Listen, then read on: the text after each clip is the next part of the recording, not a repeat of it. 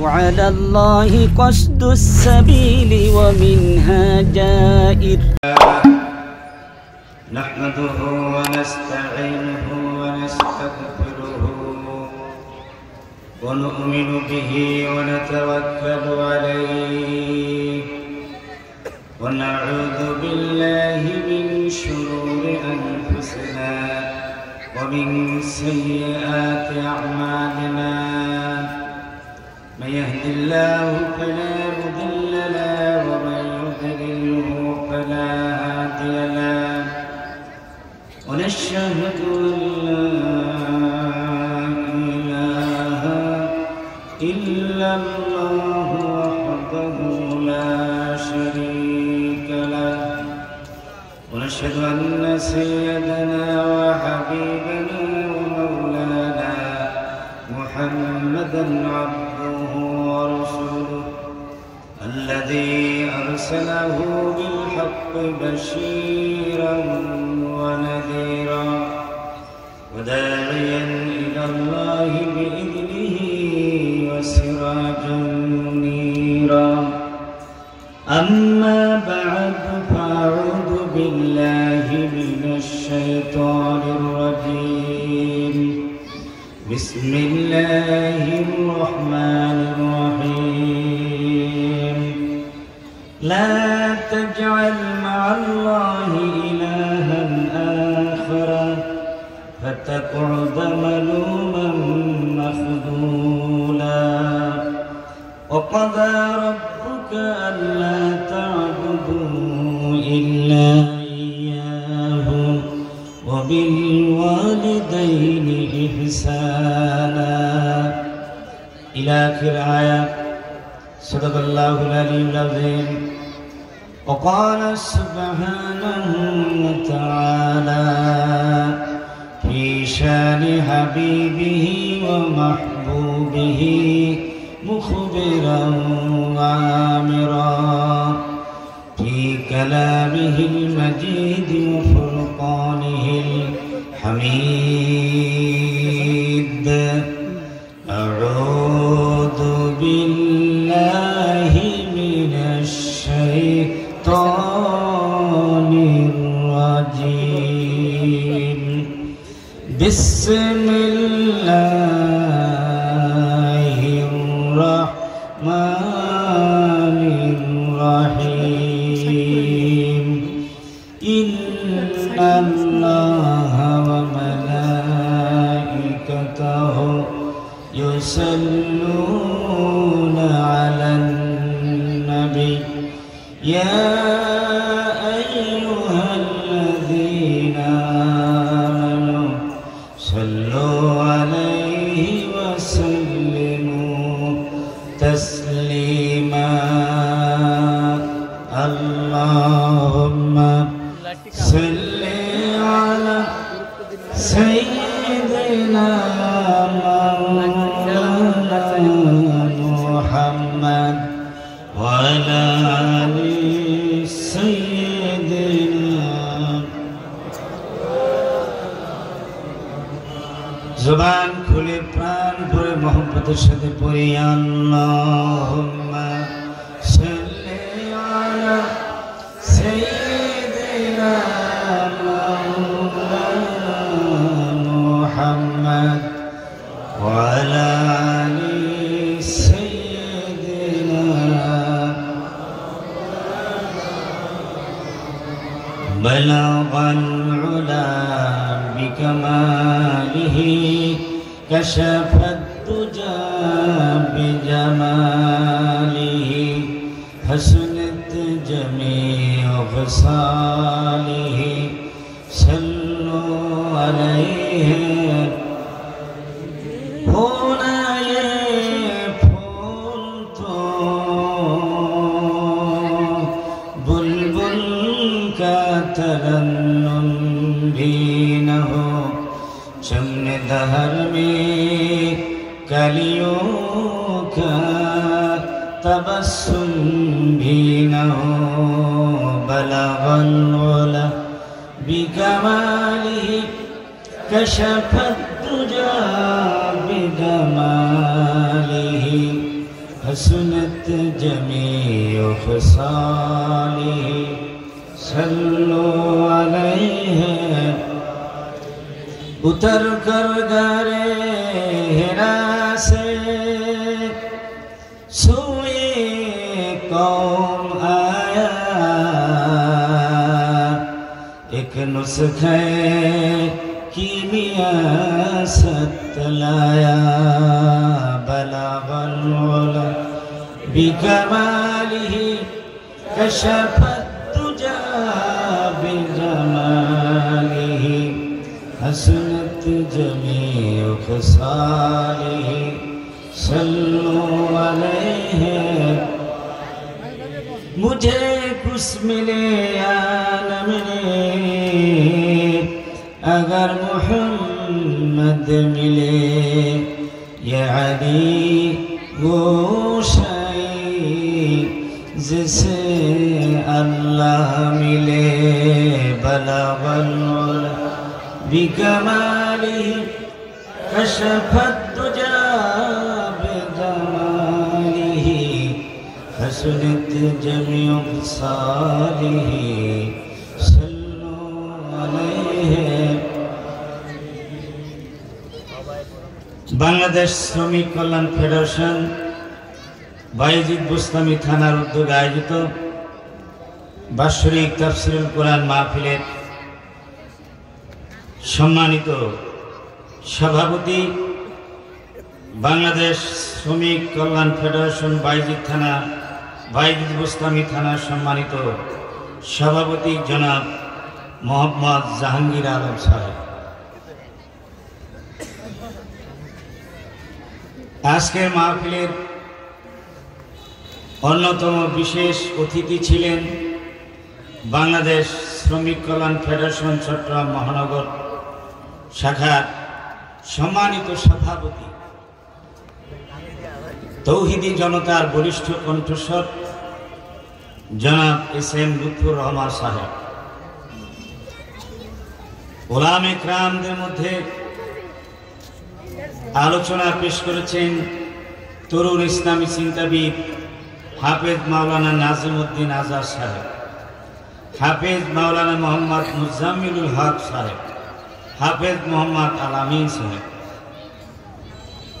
दिगार हजरात उलामे किराम मुरब्बे निजाम तरुण एवं युवक भाइरा पर्दार आड़ालेर मा ओ बोनेरा अस्सलामु आलैकुम व रहमतुल्लाहि ताआला व बाराकातुहू। महान रब्बुल इज्जत व जलालेर शाही दरबारे আমরা বিনয়ের সাথে অসংখ্য শুকরিয়া জ্ঞাপন করছি যে মহান আল্লাহ সুবহানাহু ওয়া তাআলা তার কিতাব আখিরি কিতাব আল কোরআনের এই তাফসীর মাহফিল এত অঞ্চল থেকে বাছাই করে যে আল্লাহ পাক আপনাদেরকে আমাদেরকে এই মাহফিলে যুক্ত হওয়ার সুযোগ করে দিলেন সেই মহান মুনিবের দরবারে হৃদয় নিংড়ানো ভালোবাসা উজাড় করে হৃদয়ের গভীর থেকে আমরা কালিমাতুশ শুকর আদায় করছি সকলে পড়ছি আলহামদুলিল্লাহ জবান খুলে মহব্বতের সাথে পড়ি আলহামদুলিল্লাহ আরো একবার পড়ি আলহামদুলিল্লাহ রব্বানা লাকাল হামদ হামদান কাসীরান তাইয়িবান মুবারাকান ফি ইয়া রাব্বি লাকাল হামদু কামা ইয়ানবাগি লিজালালি ওয়াজহিকা ওয়া আযীমি সুলতানিকা ইয়া রাব্বি লাকাল হামদু বিল ঈমান ওয়া লাকাল হামদু বিল ইসলাম ওয়া লাকাল হামদু বিল কুরআন ইন্নাকা খালাকতানা ওয়া রাযাকতানা ওয়া হাদাইতানা ইয়া রাব্বাল আলামিন। সম্মানিত হাজিরিন, আপনারা সবাই কেমন আছেন? আলহামদুলিল্লাহ। আমরা সবাই আল্লাহ পাকের দয়ায় ভালো আছি। সুখে দুঃখে সর্বাবস্থায় যার প্রশংসা করতে হবে তিনি কে? এই জন্য আল্লাহ পাকের দরবারে আমরা শুকরিয়া আদায় করে নিলাম আলহামদুলিল্লাহ। আজকের আপনারা মাহফিলে এসে খুশি হলেন না বেজার? অল্প না বেশি? আল কোরআনের মাহফিল আকাশ ঘেরা এই পৃথিবীর মাটির উপরে আকাশের নিচে সব চাইতে সেরা মাহফিল, এর চাইতে আর কোন সেরা মাহফিল হতে পারে না। খান্নিকর আল্লাহ। দুনিয়ার কোন মানুষের কাছে তাফসীর মাহফিল খারাপ লাগতে পারে, আছে না এরকম অনেক মানুষ? আবু জেহেল মার্কা আবুল আহাব, উতবা সাহেবা, তারা এই আল কোরআনকে সহ্য করতো না। আজকেও কিন্তু নব্বু আবু জেহেল আবুল আহাব উতবা সাহেবা গজাইছে, জোরে বলেন ঠিক কিনা? তাদের কাছে এটি ভালো লাগবে না ঠিক, কিন্তু মুমিনদের কাছে এর চাইতে বরকতপূর্ণ, সম্মানিত আর আনন্দের কোনো সভা হতেই পারে না যেখানে কোরআনে আলোচনা হয়। এখানে আসলে একজন জাহান্নামী মানুষ জান্নাতি মানুষে পরিণত হয়ে যায়। সম্মানিত হাজরিন, আমি কোনো ভূমিকা বলবো না, কারণ এখন মাহফিলের শেষ পর্যায়ে নির্দিষ্ট সময়ের ভেতরেই আমাদের মাহফিল শেষ হবে ইনশাআল্লাহ। ওমা তৌফিকি ইল্লা বিল্লাহ আলাইহি তাওয়াক্কালতু ওয়া ইলাইহি উনীব। সম্মানিত হাজরিন, এই পবিত্র মাসটি চলছে কি মাস? আরবি মাস রজব মাস। এই মাসে একটি ঐতিহাসিক ঘটনা, ইসলামের একটি ঐতিহাসিক ঘটনা আছে যা রাসূল পাক সাল্লাল্লাহু আলাইহি সাল্লামের রিসালাতের সাথে সম্পৃক্ত। সেটির নাম কি? মেরাজ। জোরে বলেন কি নাম? এই মেরাজের সাথে, মেরাজ পরবর্তী সময়ের সাথে সংশ্লিষ্ট কয়েকটি বিষয়ের উপরে আমি আজকে আলোচনা করার ইচ্ছা আছে। নবী করিম সাল্লাল্লাহু আলাইহি ওয়াসাল্লাম তিনি এই পৃথিবীতে এসেছিলেন একটি মিশন নিয়ে। সেই মিশন কি? আল্লাহ রাব্বুল আলামিন বলেন, ওয়াল্লাযী আরসালা রাসূলাহু বিল হুদা ওয়া দীনিল হক লিইয়ুযহিরাহু আলাদ দীনি কুল্লিহি ওয়ালাউ কারিহাল মুশরিকুন।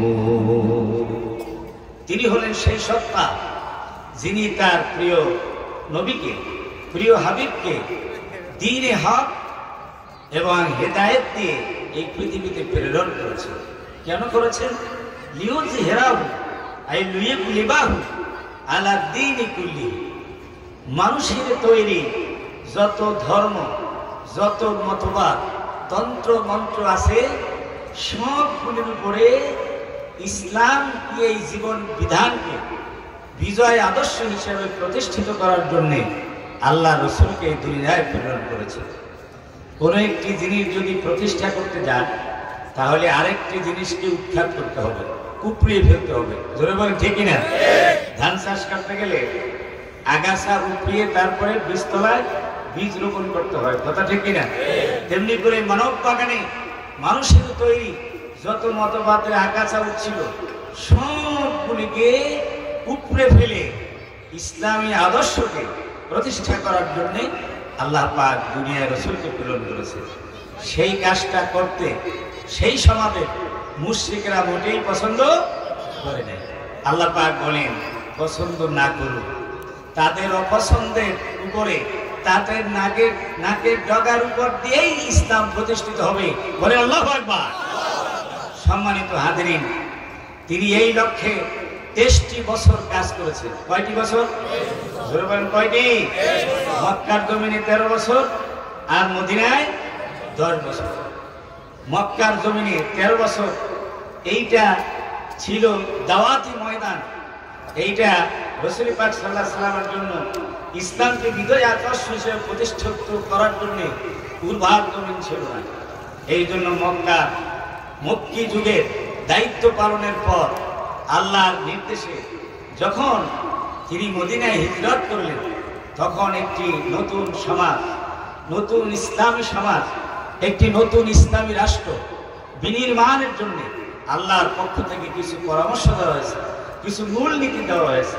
সেই মূলনীতিগুলি নবী করিম সাল্লাল্লাহু আলাইহি ওয়াসাল্লামের মেরাজ থেকে প্রত্যাগত হওয়ার পরে, তিনি হিজরত করার পরে এই সূরা বনী ইসরাঈলের মাধ্যমে আল্লাহ পাক রাসূল পাক সাল্লাল্লাহু আলাইহি ওয়াসাল্লামকে অবহিত করেছিলেন।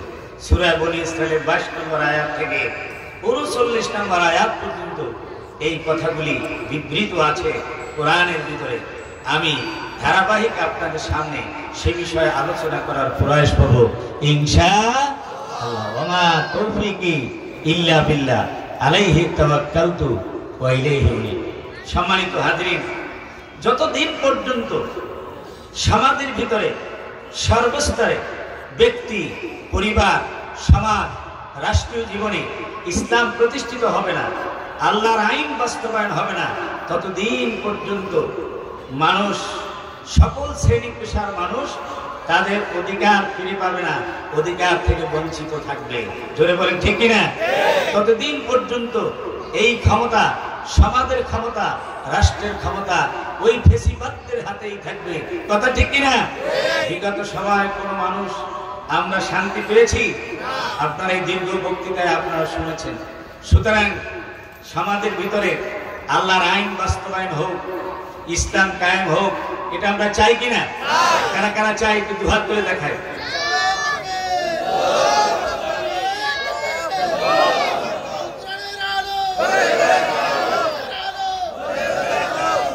সম্মানিত হাজরিন, আল্লাহ সুবহানাহু ওয়া তাআলা নতুন সমাজ বিনির্মাণের জন্য 14টা মূলনীতি দিয়েছিলেন।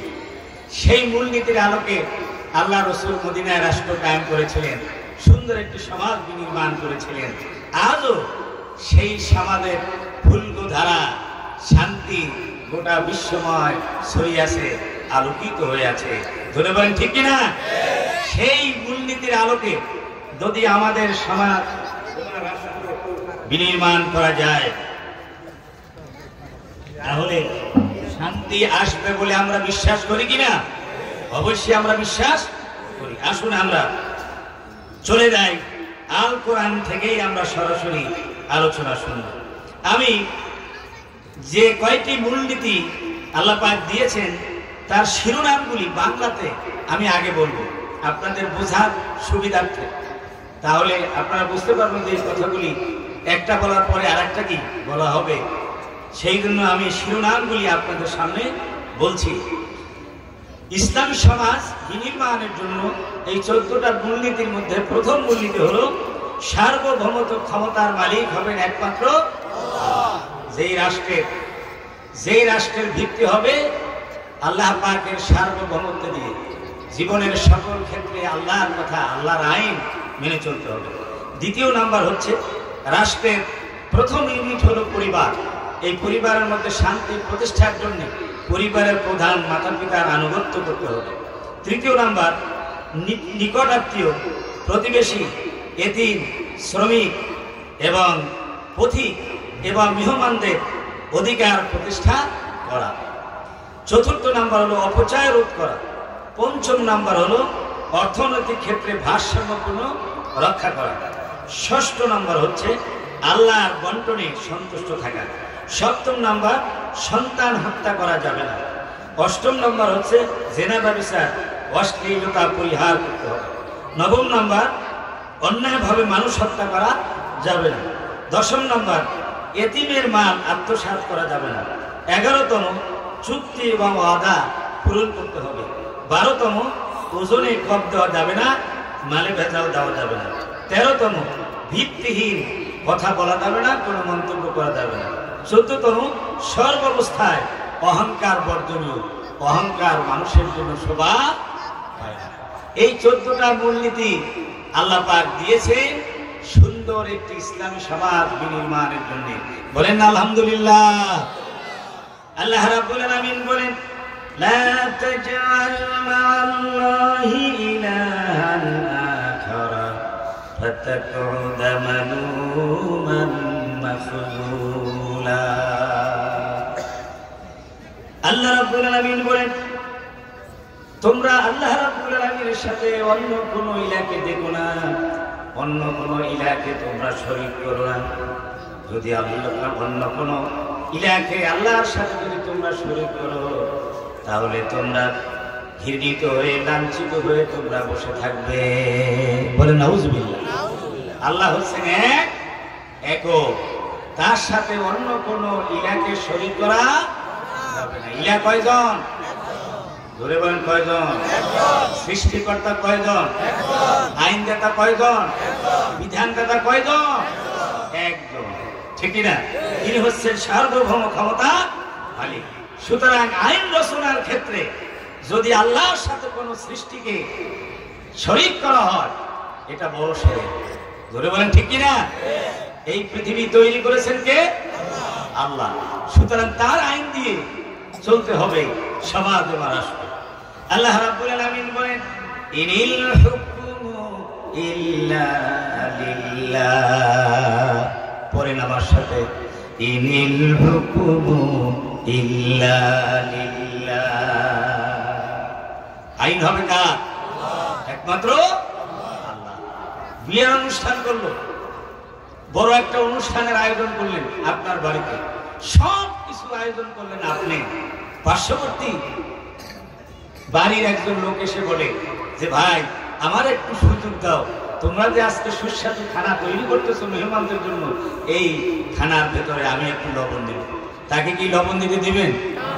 দিবেন? কারণ আপনার ভয় আছে, লবণ যদি বেশি দেয় তাতেও ক্ষতি হবে, আর লবণ যদি কম হয় তাতেও কি হবে? পানসা থেকে যাবে, আপনার মেহমানরা কি হবে? উপকৃত হবে না। সুতরাং এই পৃথিবী সৃষ্টি করলেন কে? মানুষ সৃষ্টি করছেন কে? জিন সৃষ্টি করছেন কে? সুতরাং তারা যে পরিচালিত হবে কার আইন দিয়ে? আল্লাহ বললেন যে আমি সৃষ্টি করলাম, আমার আইন দিয়ে না চলে যেই মানুষ রাত্রে ঘুমাইলে চোখে দেখে না, আর খাইলে ক্ষুধা লাগে না। জোরে বলেন ঠিক কিনা? খাইলে ক্ষুধা লাগে না, আর ঘুমাইলে কি চোখে থাকে না, সেই মানুষের তৈরি আইন দিয়ে তোমরা পরিচালিত হচ্ছ। এটা কত বড় হীনমন্যতা, আর কতটা তোমাদের ব্যক্তিত্ব ক্ষুণ্ণ করছে। তোমরা হচ্ছ আল্লাহর খলিফা, তোমাদের পার্সোনালিটি, তোমাদের ব্যক্তিত্ব, তোমাদের শখসিয়াত, তোমাদের মর্যাদা কত বেশি, তোমরা আল্লাহর প্রতিনিধি। সুতরাং সরাসরি আল্লাহর আইন তোমরা বাস্তবায়ন করবে, নিজেরা মানবে এবং সমাজে বাস্তবায়ন করার চেষ্টা করবে। বলেন আল্লাহু আকবার। আল্লাহ রাব্বুল আলামিন তাই বলছেন, আলা লাহুল খালকু ওয়াল আমর, সৃষ্টি যার আইন হবে তার। সৃষ্টি কার? আইন হবে কার? আল কোরআন হচ্ছে এটা একটি আইনের কিতাব। বলেন আল্লাহু আকবার। মানুষের জীবনের যা কিছু আছে সব কিছু কোরআনে আছে না নাই? বিয়ানাল লিকুল্লি শাই। মানুষের জীবনে, ব্যক্তি, পরিবার, সমাজ, রাষ্ট্রে যা কিছু প্রয়োজন সব কিছু কোরআনে আল্লাহ রাব্বুল আলামিন পুঙ্খানুপুঙ্খরূপে বর্ণনা করে দিয়েছেন। বলেন আলহামদুলিল্লাহ। লোক একসময় আসলো আর বক্তৃতায় দাঁড়ালো আর বলল যে ইসলামের সাথে রাজনীতির কোনো সম্পর্ক নাই, কোরআনে রাজনীতি নাই। বলেন নাউজুবিল্লাহ। ওনাদের কথা কি মানতে পারেন? জোরে বলেন মানতে পারেন? কোরআনে রাজনীতি আছে না নাই? জোরে বলেন আছে না নাই? কোরআন তো রাজনীতি দিয়ে ভরা। জোরে বলেন ঠিক কিনা? বিশ্বনবী 10 বছর রাষ্ট্র চালাইছেন কি দিয়ে? আরো জোরে বলেন কি দিয়ে? কোরআন দিয়ে। ঠিক কিনা? উনি যদি কোরআন দিয়েই তো রাষ্ট্র চালাইছেন। হযরত ইউসুফ আলাইহিস সালাম প্রেসিডেন্ট ছিলেন না?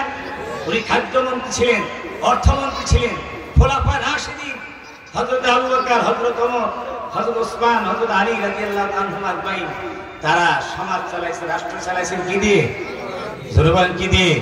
তাহলে কোরআনে রাষ্ট্র পরিচালনার কথা, রাজ্য শাসনের কথা আছে না নাই? বলেন আলহামদুলিল্লাহ।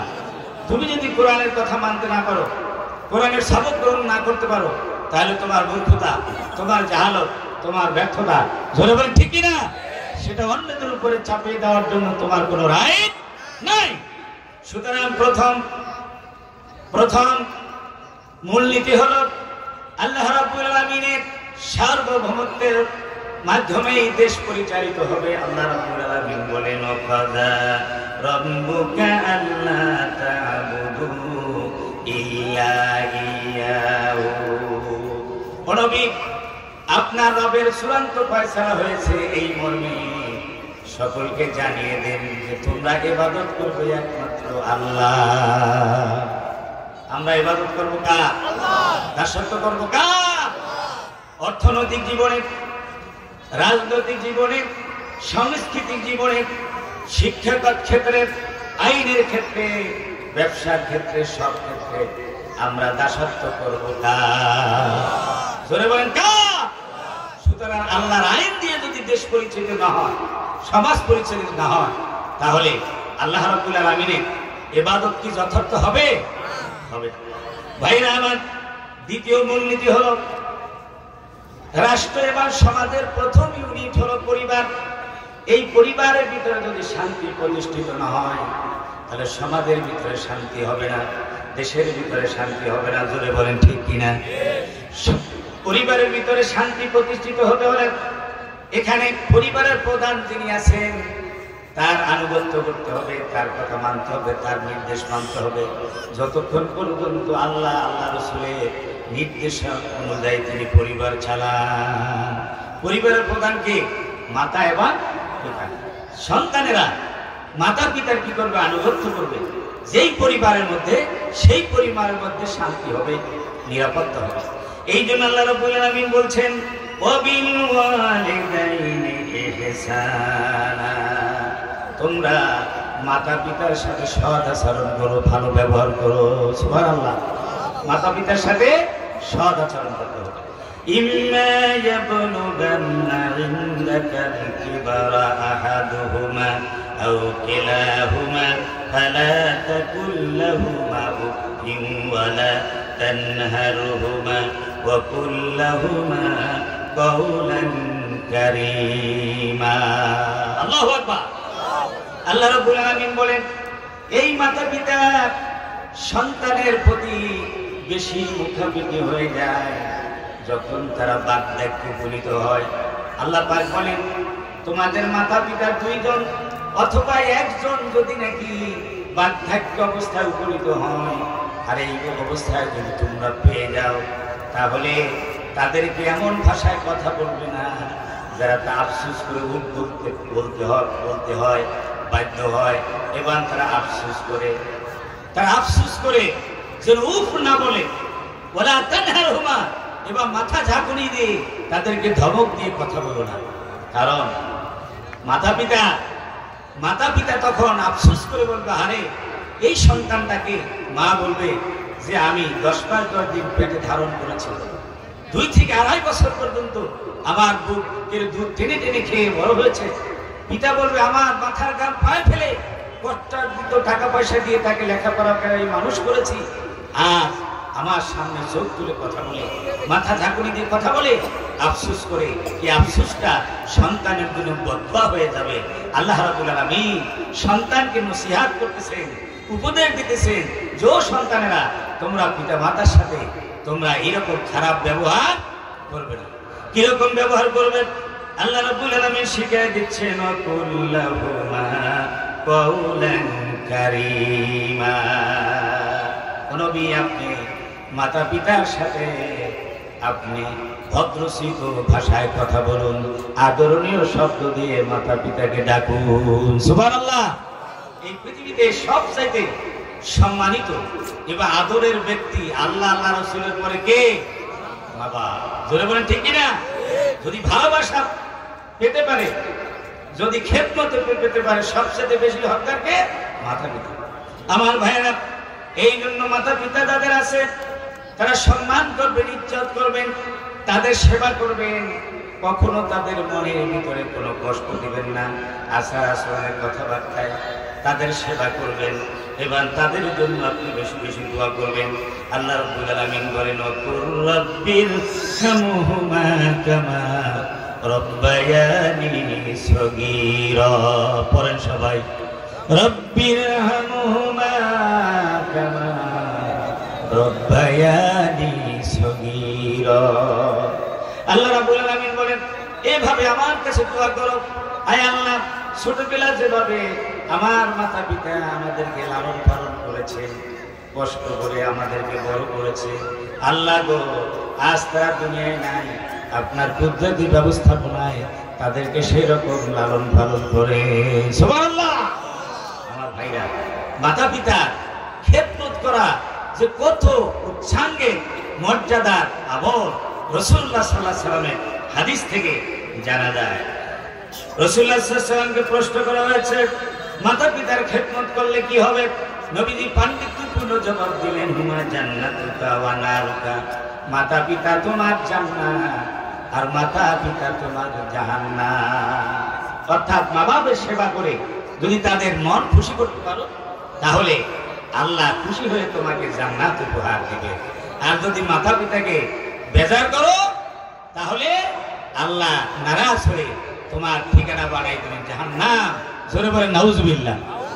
একজন সাহাবী এসে বলে, ইয়া রাসূলুল্লাহ, ইয়া হাবিবাল্লাহ, আমার সন্তান আছে আর আমার পিতামাতা আছে, কিন্তু এতটুকু সম্পদ আছে যে সম্পদ আমি যদি মাতা পিতার জন্য খরচ করি তাহলে সন্তানকে আমি বুঝতে পারি না, আর যদি সন্তানের জন্য খরচ করি তাহলে আমি মাতা পিতাকে ভালো সেবা দিতে পারি না।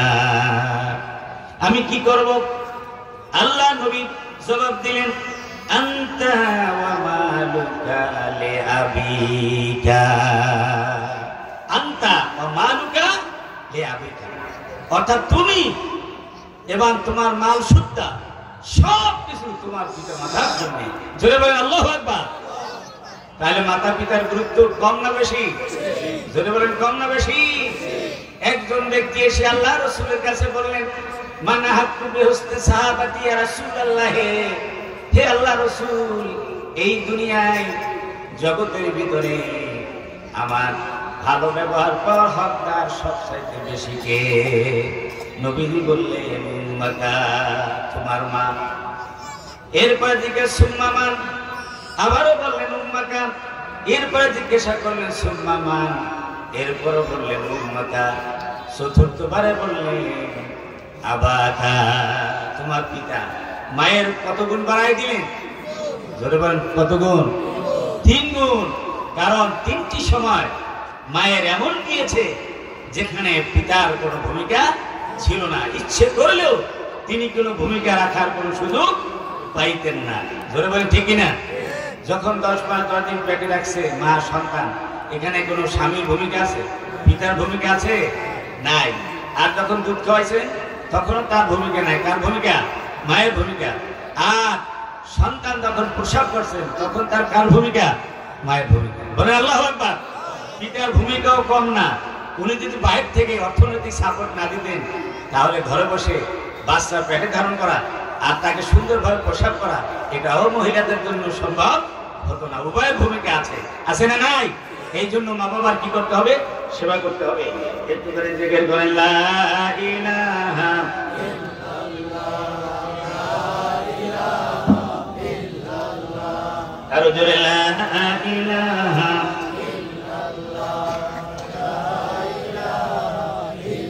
লা ইলাহা ইল্লাল্লাহ মুহাম্মাদুর রাসূলুল্লাহ। 68,000 গ্রামে বাংলাদেশে এইরকম প্রত্যেকটি গ্রামের প্রত্যেকটি পরিবারের মধ্যে যদি এইরকম আনুগত্যশীল সন্তান থাকে এবার সম্মানিত পিতা মাতা থাকে তাহলে পুরো বাংলাদেশ শান্তি হবে। ধরে বলেন ঠিক কিনা? আল্লাহ বিধানে সেটাই বলছে। তৃতীয় মূলনীতি হলো সুন্দর সমাজ বিনির্মাণের জন্য, ইসলামী রাষ্ট্র বিনির্মাণের জন্য নিকট আত্মীয়, প্রতিবেশী, এতিম এবং নিঃস্ব পথিকদের অধিকার প্রতিষ্ঠিত করতে হবে।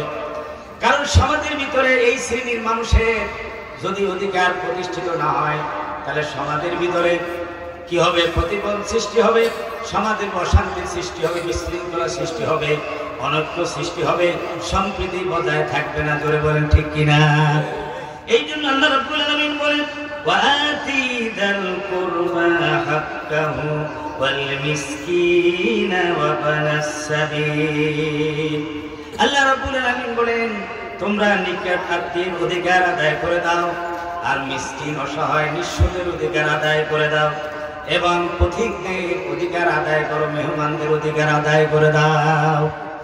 হাদিস শরীফের ভিতরে এসেছে আল্লাহ রাসূল বলেছেন আসাই আলাল বিলা ওয়াল মিসকিন কাল মুজাহিদ ফি সাবিলিল্লাহ বিল কাইমিল লাইলা আসাইবিন নাহার।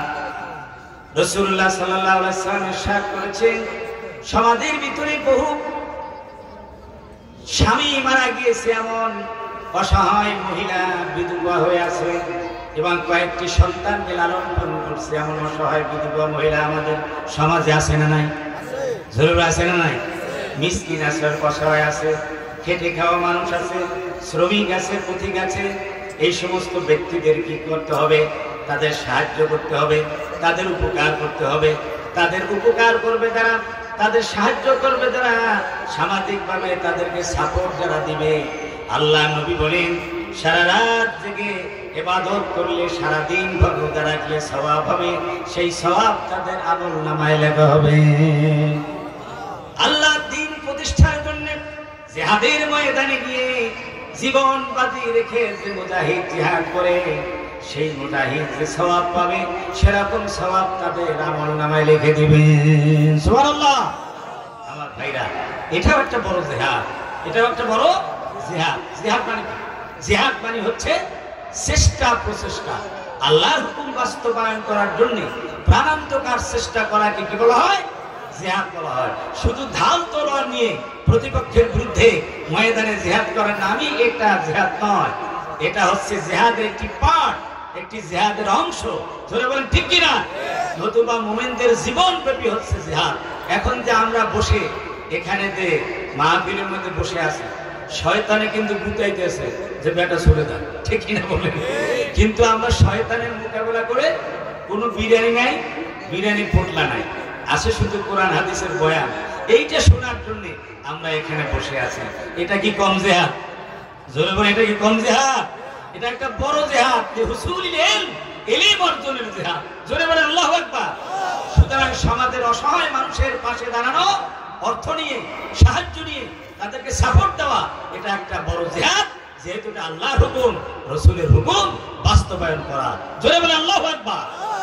ভাইরা আমার, এই লক্ষ্যে ইসলামের ভিতরে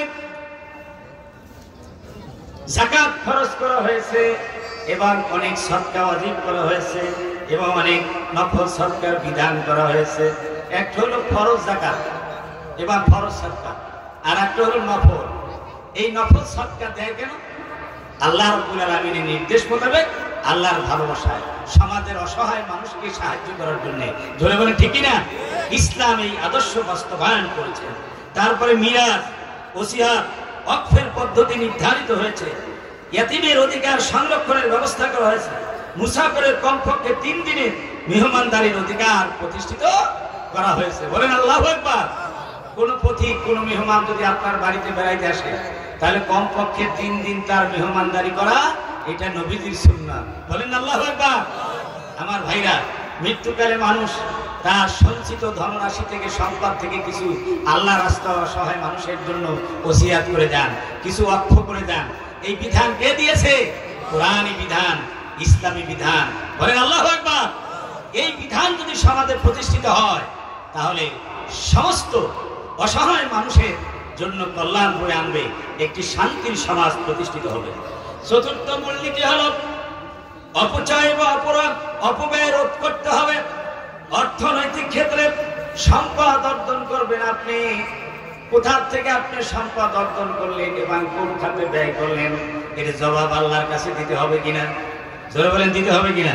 কিয়ামতের ময়দানে যে 5টি স্পেশাল প্রশ্ন হবে, তার মধ্যে 2টি প্রশ্ন থাকবে যে বান্দা তোমার সম্পদ কোথা থেকে অর্জন করেছো, কিভাবে অর্জন করেছো, এবং কোন খাতে তুমি ব্যয় করেছো। আপনার আমার এ কথা বলার রাইট নাই।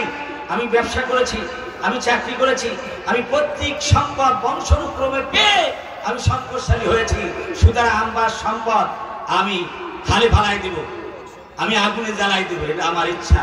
এ কথা বলার রাইট কোনো বান্দা নাই। জোরে বলেন আছে? জোরে বলেন আছে? আপনি কার মেধা দিয়ে, কার দেওয়া মেধা দিয়ে, কার দেওয়া বুদ্ধি দিয়ে ব্যবসা করেছেন, চাকরি করেছেন, তার নাম কি? সুতরাং ওই আল্লাহর অর্ডার ছাড়া, আল্লাহর আইন ছাড়া সম্পদ অর্জন করা যাবে না, ব্যয় করা যাবে না। এই নীতি যদি চালু হয়, তাহলে মানে অবৈধ সম্পদের পাহাড় করে পুজোপিত হওয়ার সুযোগ থাকবে না, বিলাসিতা থাকবে না। আল্লাহ রাব্বুল আলামিন বলেন, ওয়ালা তুবাদদির তাবদীরা ইন্নাল মুবাদদিরিনা কানু ইখওয়ানাশ শায়াতিন। আল্লাহ রাব্বুল আলামিন বলেন, বান্দারে তুমি অর্থনৈতিক ক্ষেত্রে সম্পদ ব্যয়ের ক্ষেত্রে তুমি তাবযীর করো না, অপচয় করো না, অপব্যয় করো না। কারণ যারা অপব্যয় করে তারা হলো শয়তানের ভাই। বলেন নাউজুবিল্লাহ। আপনি আমি কি শয়তানের ভাই হতে চাই?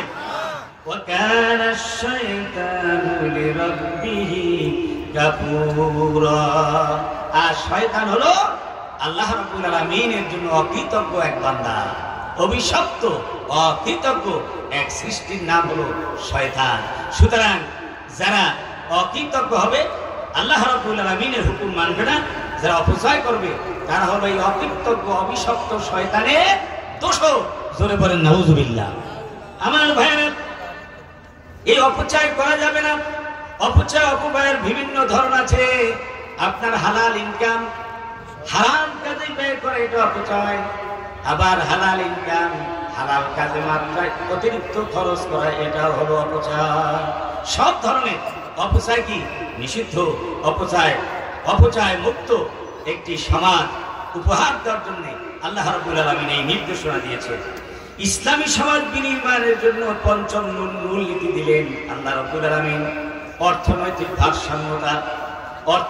ভারসাম্য থাকবে। টাকা পয়সা খরচ করতে, সম্পদ খরচ করতে ভারসাম্য থাকতে হবে। একবারে দানের হাত এমন প্রসার করে দেওয়া যাবে না, হাত খুলে সব কিছু একবারে দিয়ে দিলেন, এমটি পকেট হয়ে গেলেন, এরপরে নিজে আপনি আপনার হাত পাততে হলো অন্যের কাছে, এটা শোভনীয় না। ধরে বলেন ঠিক কিনা? আবার এমনও না হওয়া উচিত, হাত এমন ভাবে মুষ্টিবদ্ধ করে রাখলেন যে হাতের আঙ্গুলের ফাঁক দিয়ে পানিও পড়ে না। এরকম আছে না? এমন বকিলের বকিল যে আঙ্গুলের ফাঁক দিয়ে পানিও কি পড়ে না। জোরে বলেন নাউজুবিল্লাহ। এইরকম বকিল যদি ইবাদত করতে করতে বড় আল্লামাও হয়ে যায়, তাহলে সে বেহেশতে যাইতে পারবে না।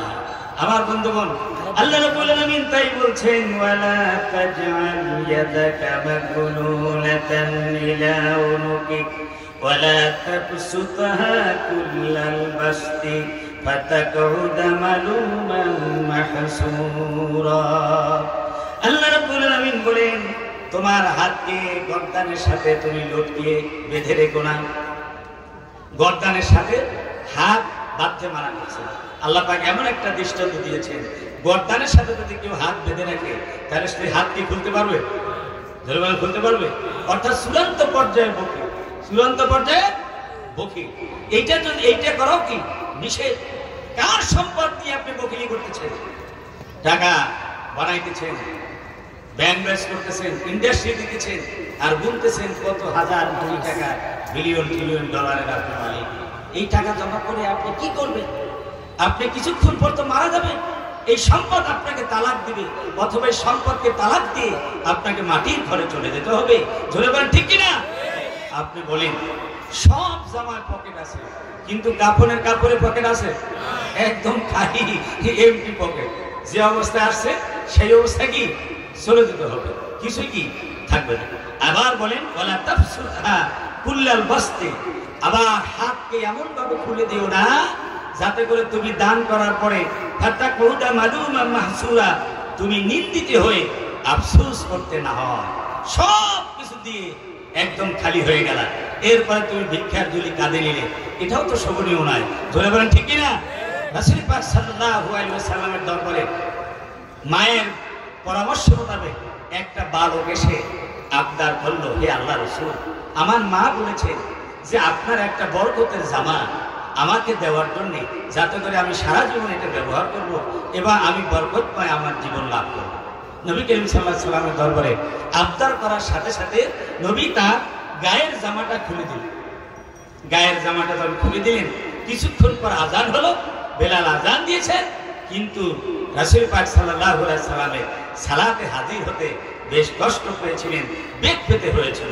আল্লাহ রাব্বুল আলামিন এই পরিপ্রেক্ষিতে এই নির্দেশ দিয়েছেন যে এমন ভাবেও তুমি দান করো না যাতে করে নিজে চলতে তোমার কি হয়ে যায়, কষ্ট হয়ে যায়। বলেন আল্লাহু আকবার। এমন অর্থনৈতিক ব্যবস্থা যদি সমাজে কায়েম হয়, রাষ্ট্রে কায়েম হয়, তাহলে সেই সমাজে শান্তি আসবে কিনা? জোরে বলে আসবে কিনা? তাহলে কোরআনের আইন ছাড়া কি সেই সমাজ বিনির্মাণ করা সম্ভব? সম্ভব নয়। এরপরে ৬ষ্ঠ নম্বরে আমি খুব তাড়াতাড়ি করে শেষ করে দিব, আপনাদের অসুবিধা হয়? এই কথাগুলি বলে আমি তাড়াতাড়ি বলে আমি শেষ করবো ইনশাআল্লাহ। ষষ্ঠ নম্বর মূলনীতি হলো আল্লাহর বন্টন নীতির উপরে সন্তুষ্টি প্রকাশ করতে হবে। আল্লাহ রাব্বুল আলামিন এই দুনিয়ায় মানুষ সৃষ্টি করেছেন, সবাইকে এক ধরনের সম্পদ দেন নাই। কাউকে বেশি দিয়েছেন, কাকেও মাঝামাঝি দিয়েছেন, আবার কাউকে একদম কম দিয়েছেন। জোরে বলেন ঠিক কিনা? এখন যিনি ধনী হয়েছেন, যার সম্পদ বেশি, যার সম্পদ নাই, অভাবী লোক দেখে, খেটে খাওয়া মানুষ দেখে, ঠেলাওয়ালা রিক্সাওয়ালাকে দেখে তুচ্ছ জ্ঞান করা রাইট তার নাই। এই সম্পদ দেওয়ার মালিক কে? জোরে বলেন কে? আবার অভাবী যারা আছেন, যাদের সম্পদ কম বা নিঃস্ব, তারা বেশি সম্পদ যাদের আছে, তাদেরকে দেখেও আফসোস করার কোনো কারণ নাই। কারণ এই বিধান কার? জোরে বলেন কার? এই দুনিয়া চিরদিনের জন্য না। এই দুনিয়ার থেকে আল্লাহর আইন বাস্তবায়ন করে আমরা যদি কোন রকম মৃত্যুর সিঁড়ি পেরিয়ে যেতে পারি, ওপারে চিরসুখের ঠিকানা জান্নাত অপেক্ষা করছে। যেই জান্নাতের এক সেকেন্ড পৃথিবীর হাজার বছরের সুখ শান্তির চাইতে আরো অনেক বেশি। জোরে বলে আল্লাহু আকবার। আমার বন্ধুগণ, আপনারা জানেন গরিব যারা, তারা ধনী মানুষের থেকে 500 বছর আগে জান্নাতে যাবে। বলেন আলহামদুলিল্লাহ। আমরা যেতে চাই তো? তাহলে যারা আমরা গরিব আছি, শ্রমিক আছি, মনে কষ্ট নেওয়ার কোনো কারণ নাই। এই দুই শ্রেণী মানুষকে দুইটা পরীক্ষায় আল্লাহ পাক ফেলেছেন। যাদেরকে সম্পদ দিয়েছেন তাদেরকে আল্লাহ পাক শুকরের পরীক্ষা দিয়েছেন, আর যাদেরকে সম্পদ দেন নাই তাদেরকে ধৈর্যের পরীক্ষায় ফেলেছেন। দুইজনেই কিন্তু পরীক্ষা দিতে হবে, এই পরীক্ষায় পাশ করতে হবে। জোরে বলেন ঠিক কিনা? কিন্তু ধৈর্যের পরীক্ষায় পাশ করা শুকরের পরীক্ষার থেকে একটু সহজ। বলেন আল্লাহু আকবার। কারণ ধৈর্য ধারণ করতে হয় ইচ্ছায় অনিচ্ছায়, আর শুকর করতে হয় ইচ্ছায়। জোরে বলেন ঠিক কিনা? আমার বন্ধুগণ, এই জন্যে যাদের সম্পদ কম তারা আফসোস করবেন না, আর যাদের সম্পদ বেশি তারা অহংকারী করবেন না। আল্লাহ রাব্বুল আলামিন বলেন, ইন্না রাব্বাকা ইয়াবসুতুর রিজকা লিমান ইয়াশাউ ওয়া ইয়াকদির ইন্নাহু কানা বিইবাদিহি খাবীরান বাসীরা। নিশ্চয়ই আল্লাহ রাব্বুল আলামিন কাউকে রেজেক বেশি দেন আর কাউকে আবার কমিয়ে দেন। আল্লাহ রাব্বুল আলামিন তার বান্দার সমস্ত অবস্থা তিনি অবহিত আছেন এবং তিনি দেখে শুনেই দেন। অনেক মানুষ আছে বিপদে পড়ে বলে কি জানেন? মূর্খতার কারণে ও আল্লাহকে সঙ্গে দেখে না, বলে নাউজুবিল্লাহ। এরকম অনেকে বলে কিনা? এরা না জানার কারণে, মূর্খতার কারণে এইরকম বলা কিনা? ঠিক না। আল্লাহ পাক বলেন, ইন্নাহু কানা বিবাদি খাবীরান বাসীরা। আল্লাহ পাক বলেন যে বান্দার সমস্ত কথা তিনি জানেন এবং শোনেন, দেখেন। বলেন আল্লাহু আকবার। আল্লাহ আমাদের অবস্থা দেখছেন কিনা? হযরত ইব্রাহিম আলাইহিস সালামকে যখন আগুনের কুণ্ডতে ফেলানো হয়েছিল, ফেরেশতারা সাহায্যের জন্য আসলেন। ইব্রাহিম তিনি এই সাহায্য প্রত্যাখ্যান করলেন। জিবরাইলকে বললেন, চলে যাও, পাহাড়ের দায়িত্বশীল ফেরেশতারা চলে যাও, তোমরা চলে যাও তোমাদের কাজে। আমি এমন আল্লাহর কথা বলি না, এমন আল্লাহর কালেমার দাওয়াত দেই না যিনি কানে শোনেন না এবং চোখে দেখেন না। আল্লাহু আকবার। কোথায় বসে? আগুনের কুণ্ডলীর ভিতরে আগুনে পড়ার পরে আবার জ্বলন্ত আগুনের ভিতরে থেকে নিরাপদে ফিরে এসেছে। এর পূর্বে কোনো নজির ছিল না। এই আগুনের ভিতরে বসে আল্লাহ রাব্বুল আলামিনের উপরে এমন ভরসা করলেন, এমন তাওয়াক্কুল পেশ করে দিলেন, এমন মহব্বত ভালোবাসা দিলেন, আল্লাহ রাব্বুল আলামিন এই আগুনকে ফুল বাগানে পরিণত করে দিলেন। আল্লাহু আকবার। আমার ভাইরা, এই জন্য আমরা ছোট বাসায় থাকি, দিন আনে দিন খাই, ডাল ভাত খাই, বেশি ভালো খাবার খেতে পারি না। আল্লাহ রাব্বুল আলামিনের উপরে যে আমরা ভরসা করি, এই নিয়ে আল্লাহ রাব্বুল আলামিন এমন প্রশান্তি দিবেন যা ওই অট্টালিকার ভিতরে থেকে কনসের বিছানায় শুয়েও সেই আরাম তারা পায় না। ওয়ামান আরাদা আন যিকরি ফাইন্না লাহু মাঈশাতান দানকা ওয়া নাহশুরুহু ইয়াওমাল কিয়ামাতি আমা। আল্লাহ রাব্বুল আলামিনের জিকির থেকে তার ইবাদত থেকে, কোরআন থেকে যারা বিস্মিত হয়ে যায়, যারা পৃষ্ঠপ্রদর্শন করে, আল্লাহ রাব্বুল আলামিন বলেন তাদেরকে দুইটা আযাব দেই, একটা হলো নগদ আর একটা হলো বাকি। দুনিয়ায় তাদের জীবনযাত্রা কঠিন করে দেই, সহজ করে দেই না, আর কিয়ামতের ময়দানে তাদের দুই চোখের আলো আমি তুলে নেই। আল্লাহু আকবার। ভাইরা আমার, দেখেন না, দুর্নীতি করে সম্পদের পাহাড় করেছে, দেশ বিদেশে ব্যাংকে জমা রাখছে, এ দিয়ে কি শান্তি হয়েছে? ধরে বলেন শান্তি হয়েছে? তারপর ওই সম্পদ দেশে রাখতে পারে নাই, পালাইয়া বেড়াচ্ছে বিদেশের ভবঘুরের মতো। জোরে বলেন ঠিক কিনা? সুতরাং সম্পদ, হারামের সম্পদ মানুষকে আরাম দিতে পারে না। এইটা চিন্তা হচ্ছে একটা অমূলক চিন্তা। এরপরে 7ম নম্বর হলো সন্তান হত্যা করা যাবে না। দারিদ্রতার ভয়, অভাবের ভয়, ক্ষুধার ভয়ে সন্তান হত্যা করা যাবে না। ভ্রূণকে নষ্ট করা যাবে না। মায়ের গর্ভের ভিতরে ভ্রূণ নষ্ট করে অনেকে হত্যা করে, বলে দুনিয়ায় তো আসে নাই, আমি হত্যা, এটাও হত্যা। আল্লাহ রাব্বুল আলামিন বলছেন, ওয়ালা তাকতুলু আওলাদাকুম খাশিয়াতা ইমলাক। দারিদ্রতার ভয়, অভাবের কারণে তোমরা সন্তানকে হত্যা করো না। আল্লাহ রাব্বুল আলামিন অভয় দিয়ে বলছেন, নাহনু নারযুকুহু ওয়া ইয়্যাকুম ইন্না কাতলাহু কানা খিতআন কাবীরা। আল্লাহ রাব্বুল আলামিন বলেন, যেই সন্তান তুমি ভয় করতেছো দুনিয়ায় আগুন করলে কি খাবে, আমরাও তো খেতে পারবো না। আল্লাহ পাক বলেন, তাদেরকে আমি খেতে দিব, এবং তোমাদের খাবার থেকে আমি বঞ্চিত করব না, তোদের খানাও আমি ব্যবস্থা করে দিব। সুবহানাল্লাহ। ওমা মিন দাব্বাতিন ফিল আরদি ইল্লা আলাল্লাহি রিজকুহা। এই জমিনে যারা ভর করে হাঁটে, চলাফেরা করে, এবং সাগরের মাছ এবং উড়ন্ত পক্ষীগুলো, এই সকলের খাদ্যের ব্যবস্থা কে করেন? জোরে বলেন কে করেন? এদের কারো কোনো গুদাম আছে নাকি? হাট বাজার আছে নাকি? বেচা কেনা আছে নাকি? ব্যবসা বাণিজ্য আছে নাকি? জোরে বলেন আছে? কিন্তু মানুষের সব থাকার পরেও তারা অভাব বোধ করতেছে এবং ভয় করতেছে। আল্লাহ রাব্বুল আলামিন বলেন যে সন্তানকে তোমরা হত্যা করবে না। তোমরা কি জানো, বেদুআফাইকুম ইন্নামা তুনসারুনা ওয়া তুরযাকুন। তোমরা যে কামাই রোজগার করো, চাকরি বাকরি করো, ব্যবসা বাণিজ্য করো, এতে যে বরকত হয় কেন জানো? তোমাদের ঘরে কিছু দুর্বল লোক আছে, ওই যে নারীরা যারা কোনো ব্যবসা বাণিজ্য করে না, চাকরি বাকরি করে না, তোমাদের মতো বাইরে গিয়ে ইল্লা মাশাআল্লাহ কেউ কেউ করে, ঠিক না? যারা করে না, আর ছোট্ট ছোট্ট বাচ্চারা, তারা তো এখনো কিছু করতে পারে না। তাদের খাদ্যের ব্যবস্থার জন্য, খাবার দাবারের ব্যবস্থা করার জন্য আল্লাহ রাব্বুল আলামিন তোমাদের কামাই রোজগারের ভিতরে বরকত দিচ্ছেন, রিজিক দিচ্ছেন। বলেন আল্লাহু আকবার। সুতরাং তাদেরকে দুনিয়ায় আসতে দিবে না, হত্যা করবে, এটা কেমন ব্যাপার? মানুষ কি শুধু বোয়াল মাছের মতো একটা মুখ আর ঢোলের মতো একটা ফ্যাট নিয়ে দুনিয়া আসে? কি বলেন?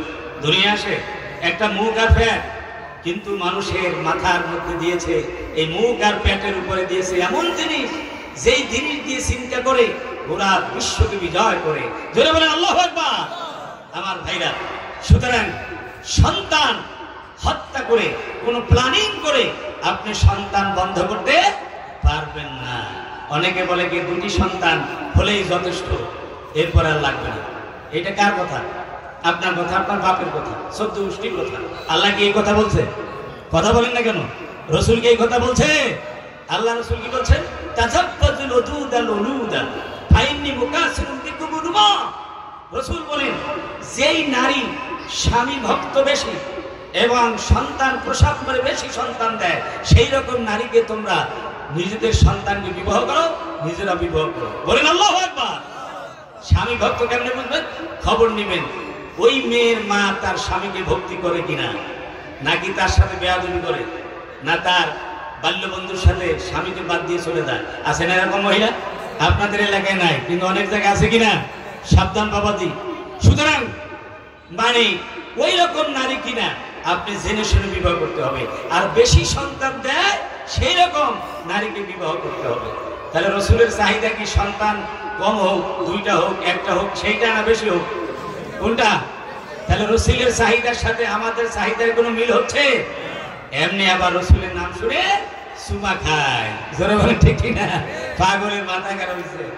রসুলের চাহিদার সাথে আমার চাহিদা মিলল না, রসুলের ইচ্ছার বিরোধী আমার ইচ্ছা হলো, আর আশেকে রসুল বলে আমি সমাজে মানে আমার নামটা ফাটাই দিলাম। জোরে বলেন নাউজুবিল্লাহ। আমার ভাইরা, এই জন্য আপনি কোন প্ল্যানিং দিয়ে মানুষ দুনিয়া আগমন বন্ধ করতে পারবেন না।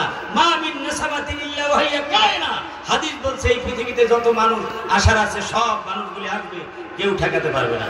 অষ্টম মূলনীতি হলো জিনা, ব্যভিচার, অশ্লীলতা সম্পূর্ণভাবে পরিহার করতে হবে। সমাজে, রাষ্ট্রে জিনা ব্যভিচারের কোনো ব্যবস্থা থাকবে না। কিন্তু বর্তমান কালে রাষ্ট্র ব্যবস্থার মধ্যে জিনা ব্যভিচারের এরকম ব্যবস্থা আছে কিনা? জোরে বলে আছে কিনা? প্রস্কোয়াটার বেশ্যাখানা কতগুলো আছে না? আর এমন ভাবে চলাফেরা যাতে করে ওপেন ভাবে মানুষের চরিত্র কি হয়ে যায়, নষ্ট হয়ে যায়, এমন ব্যবস্থা আছে কিনা? কিন্তু আল্লাহ রাব্বুল আলামিন বলছেন যে সুন্দর সমাজ যদি নির্মাণ করতে চাও, সুন্দর নিরাপত্তাপূর্ণ, শান্তিময়, বরকতপূর্ণ, মর্যাদাপূর্ণ সমাজ যদি নির্মাণ করতে চাও, জিনা, ব্যভিচার, অশ্লীলতা চিরতরে সমাজ থেকে, রাষ্ট্র থেকে বিদূরিত করতে হবে। আল্লাহ পাক বলেন ওয়ালা তাকরাবুজ জিনা ইন্নাহু কানা ফাহিশাতান ওয়া সাআ সাবিলা। এই জন্য আল্লাহ পাক বলেন জিনার নিকটবর্তী হও না, ব্যভিচারের নিকটবর্তী হও না। ব্যভিচার করা তো দূরের কথা, এই জন্য জিনার এবং জিনার অপবাদকে ফৌজদারি অপরাধ হিসাবে ইসলামে গণ্য করা হয়েছে। পর্দার বিধান জারি করা হয়েছে যাতে করে বেপর্দা গিয়ে কোনো নারী পুরুষ তারা অবাধে মেলামেশা করার সুযোগ না পায়। অশ্লীলতা, নির্লজ্জতার প্রচার কঠোরভাবে বন্ধ করে দেওয়া হয়েছে।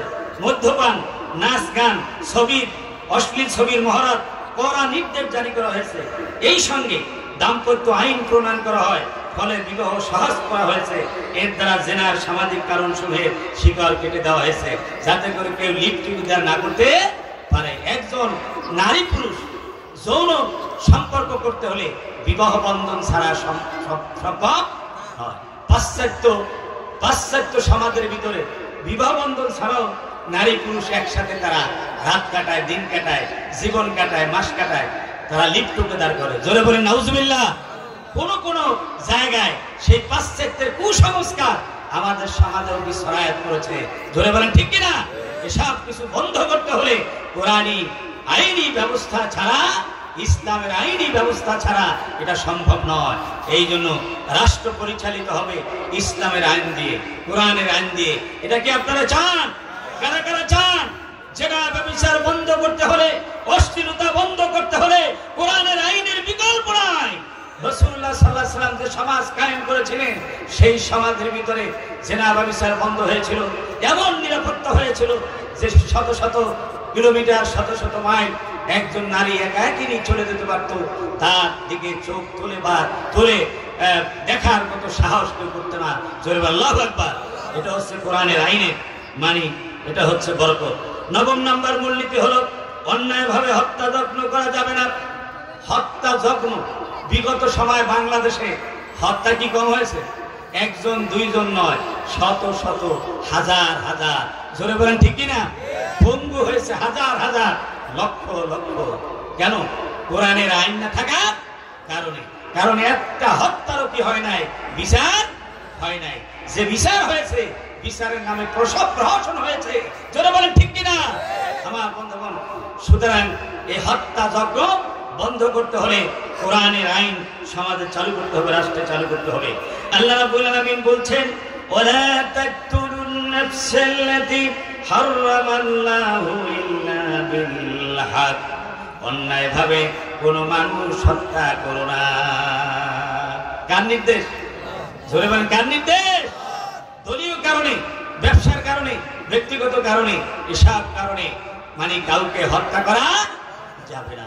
কিন্তু মানুষ হত্যা, কুকুর হত্যার চাইতো, বিড়াল হত্যার চাইতো, পাখি হত্যার চাইতো একটা স্বাভাবিক হয়ে গেছে আমাদের সমাজে। জোরে বলেন ঠিক কিনা?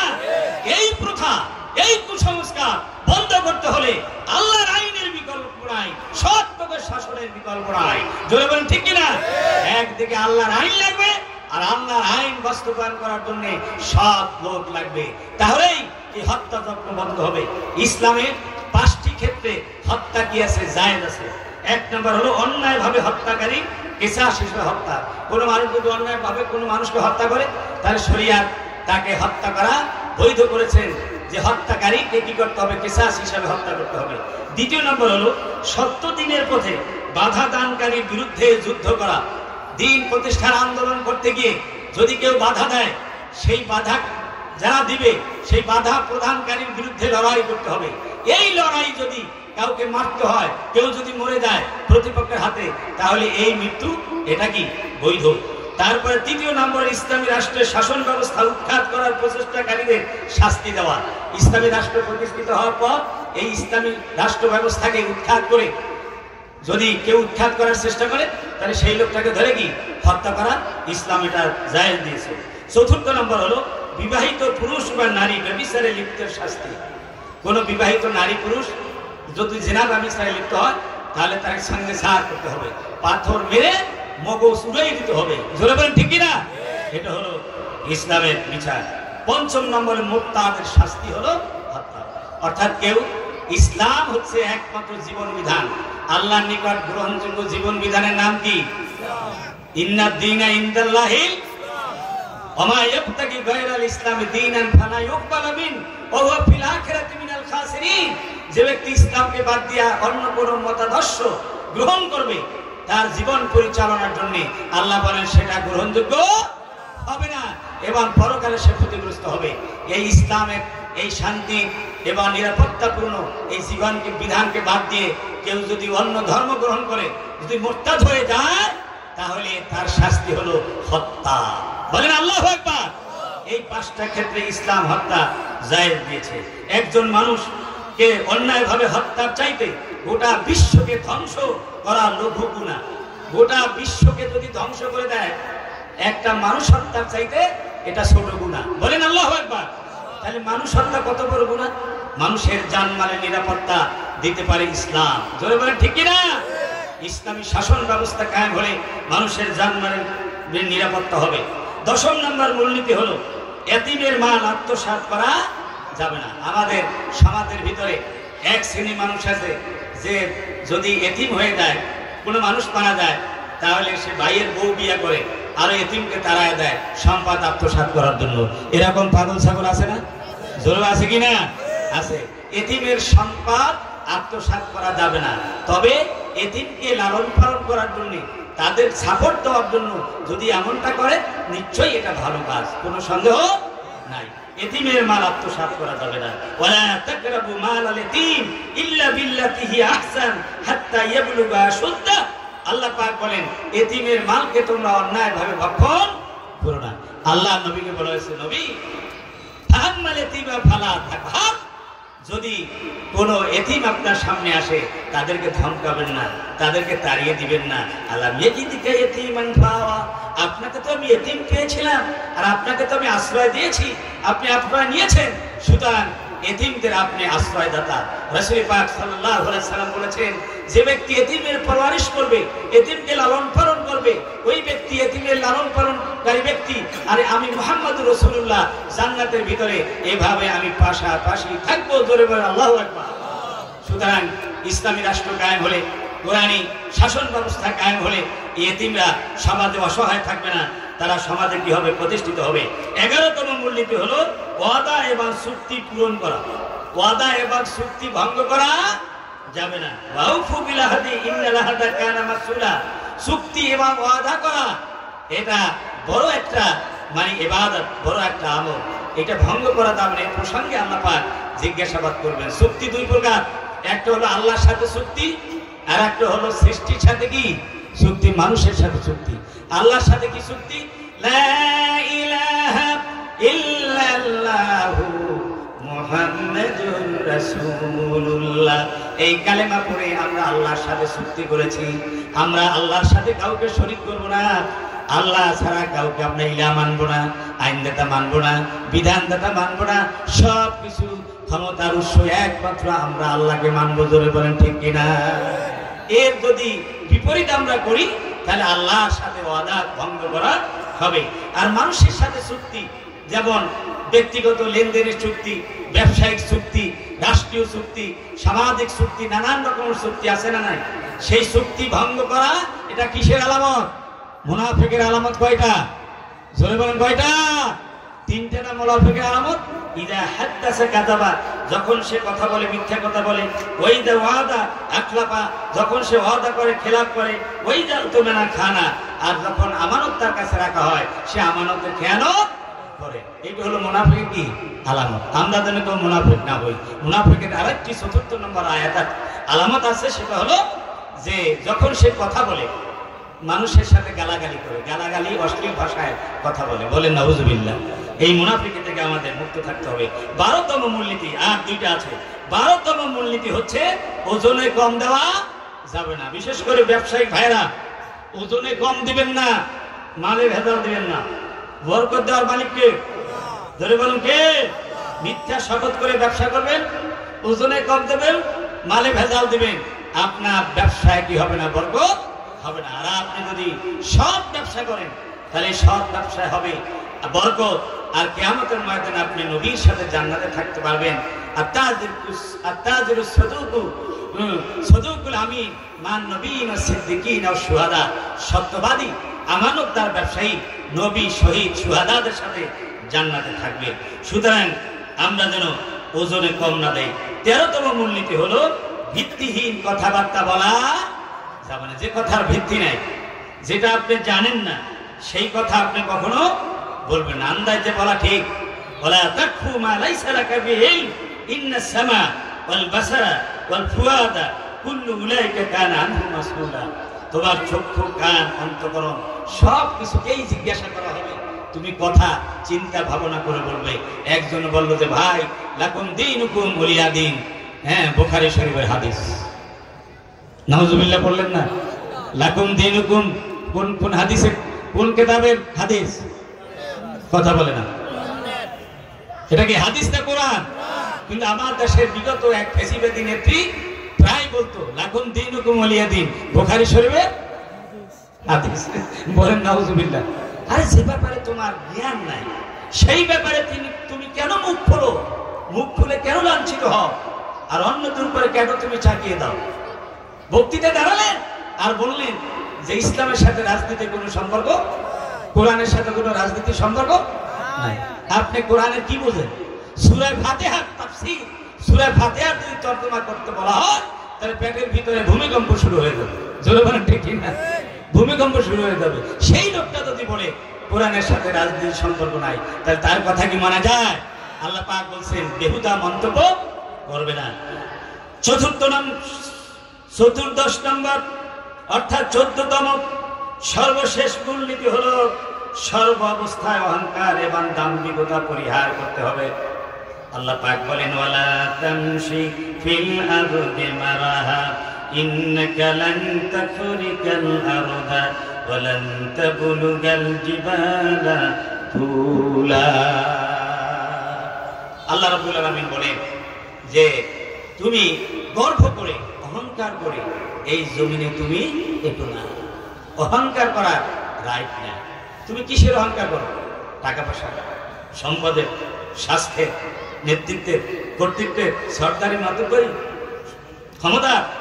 তোমার চাইতে তুমি তাকায় দেখো পৃথিবীর ইতিহাসের দিকে তাকায় দেখো। তোমার থেকে কত সুন্দর মানুষ ওই কবরের মাটির ভিতর শুয়ে আছে, যার কোনো অস্তিত্ব নাই। তোমার সাথে কত মালদার। কারুনের নাম তো আমরা শুনছি, ঠিক কিনা বল? কারুনের নাম শুনছেন কিনা? তার কত সম্পদ ছিল, তার কত সম্পদ ছিল। এই সম্পদের চাবি যে গোডাউনগুলিতে তালা দিয়ে আটকে রাখতো, সেই তালার চাবিগুলি 70টা উট বহন করতো। বলেন আল্লাহু আকবার। তাহলে কত সম্পদের মালিক ছিল। ওই লোকটা কি এখনো বেঁচে আছে? কোথায় গেছে? হারিয়ে গেছে জমিনের ভিতরে। তার নাম নিশানা নাই। যদিও থাকে অভিশপ্ত হিসেবে আছে, মরুন হিসেবে আছে। জোরে বলেন ঠিক কিনা? তুমি কতটুকু ক্ষমতার মালিক হয়েছো? চুরিপুটি ক্ষমতার মালিক। তোমার সাথে বড় ক্ষমতার মালিক ছিল ফেরাউন। জোরে বলেন ঠিক কিনা? সে ফেরাউন কি আছে? নাই। থাকলেও মানুষের কাছে অভিশপ্ত এবং মলউন হিসেবে আছে। জোরে বলেন ঠিক কিনা? সুতরাং কোনো কিছু দিয়ে অহংকার করার রাইট কারণ নাই। হযরত আলী রাদিয়াল্লাহু তাআলা বলেন ওই মানুষের অহংকার করার কি রাইট আছে, কি বৈধতা আছে, যার শুরু হলো এক ফোঁটা নাপাক পানি আর যার শেষ ঠিকানা হলো কবরের মাটি। আল্লাহু আকবার। শেষ ঠিকানা কবরের মাটি, আর শুরু হলো এক ফোঁটা নাপাক পানি দিয়ে মানুষ সৃষ্টি হয়েছে। তার কি অহংকার করার রাইট আছে? অহংকার করবে কে? অহংকার করার রাইট একজনের, তার নাম কি? আল্লাহ রাব্বুল আলামিন হাদিসে কুদসির ভিতরে বলেন, আল কিবরিয়া রিদাই ওয়াল আজমাতু ইজারি। অহংকার হলো আমার চাদর, আর বরত্ব হলো আমার লুঙ্গি। আল্লাহু আকবার। চাদর আর লুঙ্গির দৃষ্টান্ত দিয়েছেন এই জন্যে, একজন মানুষের এই দুইটা পোশাক, চাদর এবং লুঙ্গিটা শরীরের সাথে একদম লেগে থাকে, একাকার হয়ে যায়, ঠিক না? যদি চাদর খুলে ফেলে আর লুঙ্গি খুলে ফেলে, তাহলে ওই মানুষটা কি আর লজ্জায় মুখ দেখাতে পারবে? ওই মানুষটার কোনো মানুষ থাকবে? আল্লাহ রাব্বুল আলামিন বলেন, ও দুনিয়ার মানুষ, অবুঝ মানুষ, মূর্খ মানুষ, শোন, অহংকার হলো আমার কুদরতি চাদর, কুদরতি বদনের চাদর, আর আমার কুদরতি শরীরের লুঙ্গি হলো আজমাত বরত্ব। এই দুইটা নিয়ে যদি তোমরা জমিনের ভিতরে টানাটানি করো, তাহলে তোমাদের খবর আছে, আমি অবশ্যই তোমাদেরকে জাহান্নামে নিক্ষিপ্ত করব। জোরে বলেন নাউজুবিল্লাহ। সুতরাং অহংকার করা যাবে না। অহংকার মুক্ত জীবন যাপন করতে হবে, শিরক মুক্ত ঈমান আনতে হবে, বিদআত মুক্ত ইবাদত করতে হবে। রাজি আছেন ইনশাআল্লাহ? আর আমাদেরকে ঐক্যবদ্ধ থাকতে হবে। ঐক্য যেখানে, সেখানেই আমাদের শক্তি থাকবে, আর ঐক্য যেখানে থাকবে না, সেখানে আমরা বিপর্যস্ত হয়ে যাব। ধরে বলেন ঠিক কিনা? বিগত জুলাই আগস্টে মানে ঐক্যথানের এই আন্দোলনে সকলের ঐক্যবদ্ধত্ব ছিল কিনা? সীসা ঢালা প্রাচীরের মতো আমরা নিজেদের দলীয় এলাকার বিভিন্ন পরিচয় ভুলে গিয়ে আমরা সবাই ঐক্যবদ্ধ ছিলাম। আজও ঐক্যবদ্ধের চাহিদা কি কমে গেছে, শেষ হয়ে গেছে? না ঐক্যবদ্ধ এখনো থাকা লাগবে? আমরা কারা কারা চাই ঐক্যবদ্ধ থাকবো? সবাই যদি আমরা ঐক্যবদ্ধ থাকি, তাহলে স্বাধীনতার পূর্ণ স্বাদ আমরা কি করতে পারবো? আমরা নিতে পারবো এবং স্বাদ আস্বাদন করতে পারবো। আর যদি নাকি ঐক্যবদ্ধতা হারিয়ে ফেলি, নানান রকমের সমালোচনা এক দলে আর এক দলে যদি করা শুরু করে দেয়, তাহলে ৭১-এর স্বাধীনতা যেমন হাইজ্যাক হয়ে গেছে, তেমনি করে এই আগস্টের এই স্বাধীনতাও কি হয়ে যেতে পারে? হাইজ্যাক হয়ে যেতে পারে। আল্লাহ না করুক যেন হাইজ্যাক না হয়। আমরা ঐক্যবদ্ধ থাকবো ইনশাআল্লাহ। এক আল্লাহ, এক কোরআন, এক হাদিস, এক নবী, এক দিন ইসলাম। আমাদের ঐক্য যায় কোথায়? সবাই আমরা ঐক্য। আমাদের সমাজের ধর্মীয় লেভেলে দুইটা মানে কি আছে, মানে পন্থী আছে। একটা হলো আলিয়া পন্থী, আর একটা হচ্ছে দেওবন্দি, মানে কৌমিয়ান। ধরে বলেন ঠিক কিনা? সুতরাং এই আলিয়া এবং কৌমিয়ার ভিতরে কোনো বিভেদ থাকতে পারবে না। এর মাঝখানে যে একটা দেয়াল আছে, এই দেয়ালটা আমরা তুলে দিয়ে আমরা সবাই একাকার হয়ে যাব। লা ইলাহা ইল্লাল্লাহ, ইত্তেহাদ মাল ইখতিলাফ। যারা দাঁড়াইয়ে মিলাদ পরে পড়বেন, আর যারা না পড়বেন না, বসে থাকেন, কোনো সমস্যা নাই। জোরে বলেন ঠিক কিনা? যে আমিন জোরে বলেন, এটাও হাদিসে আছে। হাতে আসতে বলেন, সেও আসতে বলেন। হাত একবার উঠান তাকবীর তাহরিমার সময়, অন্য সময় না উঠান মুস্তাহাব। আর যদি কেউ উঠায় তাকেও বাধা দিয়েন না। এসব হলো খুচরা জিনিস, মুস্তাহাব। জোরে বলেন ঠিক কিনা? এই সমস্ত ইখতিলাফের ভিতরে জড়িয়ে গিয়ে আমরা যেন বৃহত্তর স্বার্থে আমরা বিবাদগ্রস্ত না হই। আল্লাহ সুবহানাহু ওয়া তাআলা এই সব কথাগুলি মনে রেখে আমাদের আমল করার তৌফিক দান করুন। সব আল্লাহুম্মা আমিন। সব শেষে আমি মামুনদের খেদমতে একটা হাদিস কয়েক লাইনের ভিতরে বলে আমি শেষ করব। যেহেতু এখানে মামুনরাও আলোচনা শোনার জন্য কি এসেছেন, আমাকে স্লিপ দিয়ে বলা হয়েছিল। মামুনেরা, উম্মতের নারীদের বেহেশতে যাওয়ার জন্য আল্লাহ রাসূল একটা হাদিস বর্ণনা করেছেন যে একদম সহজ 4টা কাজ করা লাগবে। কয়টা কাজ? জোরে বলেন কয়টা? 5 ওয়াক্ত সালাত ওয়াক্ত মোতাবেক পড়তে হবে। রমজানের ফরজ রোজাগুলি যথাযথভাবে আদায় করতে হবে। আর সতীত্বের ইবাদত করতে হবে, পর্দায় থাকতে হবে। আর চতুর্থ হলো স্বামীর খেদমত করতে হবে। তাহলে আল্লাহ রাসূল বলছেন যে ফালতাদখুল মিন আবওয়াবিল জান্নাতি শাহাদ, কিয়ামতের ময়দানে জান্নাতের 8টি দরজা খোলা থাকবে। যে কোনো দরজা দিয়ে অনায়াসে নারীরা বেহেশতে যেতে পারবে যারা 4টি আমল করবে। বলেন আলহামদুলিল্লাহ। আমার মা বোনেরা, এই 4টি আমলের আপনারা পাবন্দ হবেন এবং যথাযথভাবে আপনারা আদায় করার চেষ্টা করবেন। বাকি আমলগুলি হচ্ছে এর শাখা প্রশাখা। আর ভাইয়েরাও স্ত্রীদের অধিকার আদায় করে দিবেন। তাদেরকে আপনারা সম্মানের চোখে দেখবেন, আদরের চোখে দেখবেন, তাদের নিরাপত্তা দিবেন এবং তাদের সম্মানের সাথে রাখবেন। আল্লাহ সুবহানাহু ওয়া তাআলা এই সব কথাগুলি মনে রেখে আমাদের আমল করার তৌফিক দান করুন। সকল আল্লাহুম্মা আমিন। ওয়া আখিরু দাওয়ানা আনিল হামদুলিল্লাহি আলামিন। আসসালামু আলাইকুম ওয়া রাহমাতুল্লাহি তাআলা ওয়া বারাকাতুহু।